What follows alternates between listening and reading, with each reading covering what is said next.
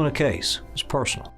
Every wedding should certainly be a fairy tale wedding, but if you want to ensure that yours is, then you need to be where we are this morning. We are at Oakleaf Cottage talking with Chris and Dave Angston and their fairy tale world back here. What a beautiful spot you have. Thank you. Thank you for inviting us in. Thanks for coming. You were our way not too long ago, Chris, and you told us about this, but seeing truly is believing when you come here.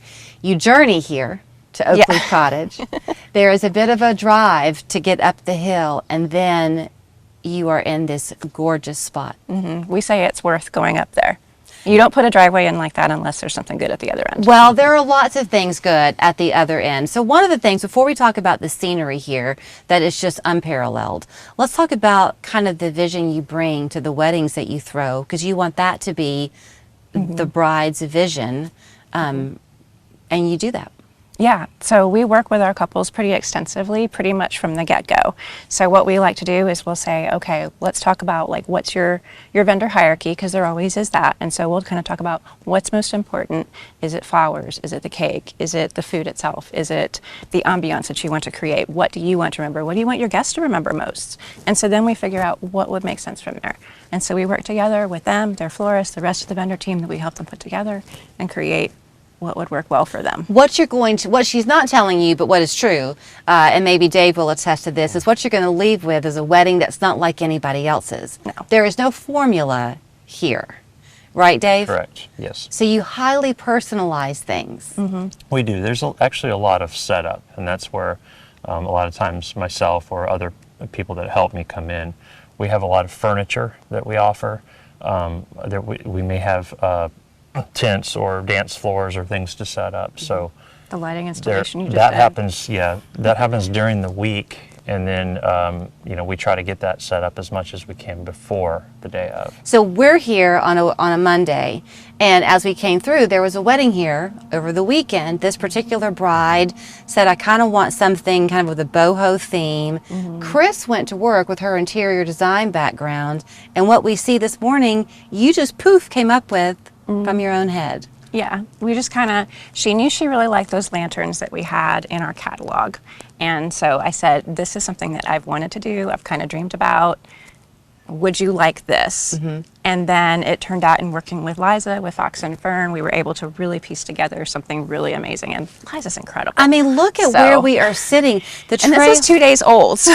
And look how gorgeous it is. I mean, the trail that beckons down behind us here, the arch, you can't quite tell right now, but it's very deep. Did you make it, Dave? I did. Yeah. So Dave is also a woodworker. You were a special ed teacher, but you have this great eye for design yourself. So inside the barn, that's a lot of your work. You revamped it. It is. We had a pretty extensive remodeling of the place, both the barn and the cottage, when we purchased it. So we wanted to add some details and things that we felt would be a little more fitting for a venue. And at that point, that was really where we started. There are actually two spots here. So we are at the barn.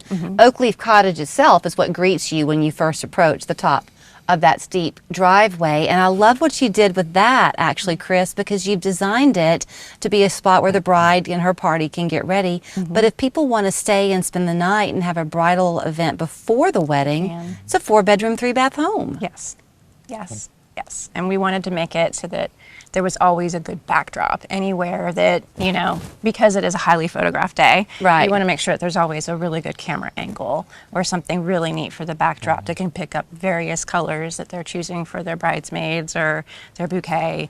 There's one photo that still stands out in my mind where the bride had this massive bouquet and she's against that one wall upstairs, and it just... that you can't tell for sure where the flowers end and the wall begins. Oh, it's amazing. Really? Such a great photo. Such a great photo. I don't know how you could go wrong here, actually, because we were commenting on the bird song that you hear where we are this morning. The shadow, I love how the sunlight hits through the trees. It would just give that romantic feel to all of your pictures. And then you transform it at night. That's correct. You've got lighting installed, and put out a mean dance floor if people want it. Is that right? Yes. Yeah, this is a cool spot for putting out the dance floor in this particular, this is called the Mountainside site. There's another ceremony site called the Forest View. But if this was not used for ceremony, we can set it up and have the dance floor here. Depending on the DJ, you know, they have uplighting that changes colors and stuff like that. Or we've worked with Luma Designs before where they've done string lights over it. Very fun. What, you know, if you've thrown a wedding recently, then you're probably nodding your head.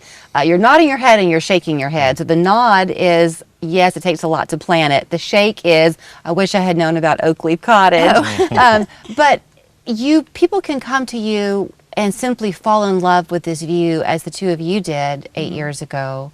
And then you will help pull all the pieces together for them.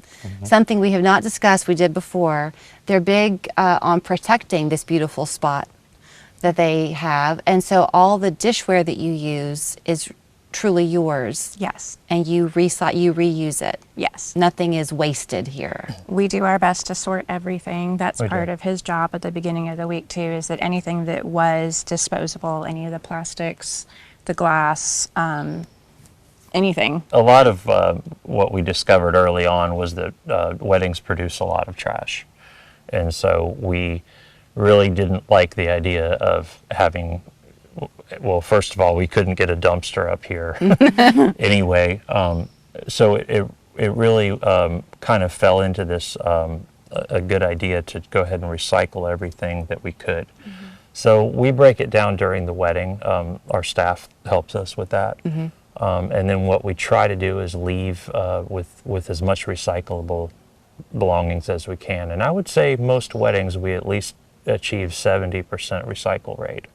That's on average. Sometimes we can do a little better, sometimes a little worse. But In terms of getting in touch with you, if people are interested in finding out if there's a weekend open for them, do you do weekends only? Do you ever do weekday weddings, like Thursdays? We do. We do Mondays and Thursdays. Okay. And so then there's different options with that. But That's yes, become very popular. It has. It definitely has.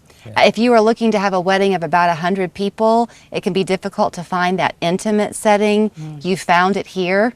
One more reason that Dade County beckons. We have had so much fun through the Alliance for Dade coming up to visit these beautiful spots. So Oakleaf Cottage is what it's called. Truly, you will come and be wowed, and your fairy tale will come true. Next time on Mathis Court with Judge Mathis. Ma'am, I believe you were putting pressure on your child